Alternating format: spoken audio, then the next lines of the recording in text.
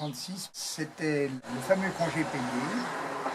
L'île était découverte par des tas de Parisiens qui n'étaient jamais venus jusqu'à la mer, bien que quelques années avant, et depuis les Casatsu par exemple, j'ai interviewé Gisèle Casatsu, qui m'a dit qu'elle était dans un vieux moulin où il n'y avait pas ni eau ni électricité, et qu'en conséquence, ces années 1920 et quelques même, étaient d'une extrême importance pour elle, et 30-36 bien sûr.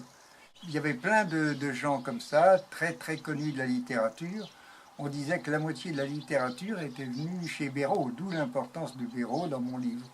Un personnage très très énigmatique pour la plupart des gens, parce qu'il avait un comportement assez spécial. Il sortait que la nuit dans les marais, chapeauté avec une grande cape et des bottes d'aviateur. Peu de gens de Saint-Clément pouvaient lui parler même.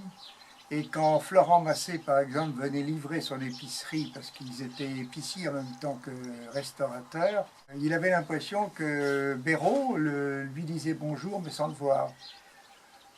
Donc c'était un personnage vraiment spécial, mais qui amenait un tel flot de circulation de somnité et de gens du monde de la littérature que c'était formidable pour Saint-Clément. Aux portes, c'était tellement pauvre que les habitants n'avaient pas tellement envie de venir s'amuser.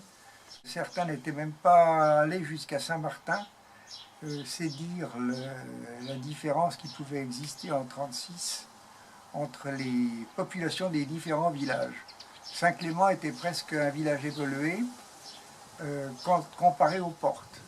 Donc Olga avait fait la cuisine et Florence se vantait d'avoir accueilli également des gens extrêmement importants. Alors, entre autres gens importants, il y avait Jean Bérard, dont le fils Henri Bérard habite toujours Saint-Clément-des-Baleines, et qui était le filleul d'Henri Béraud.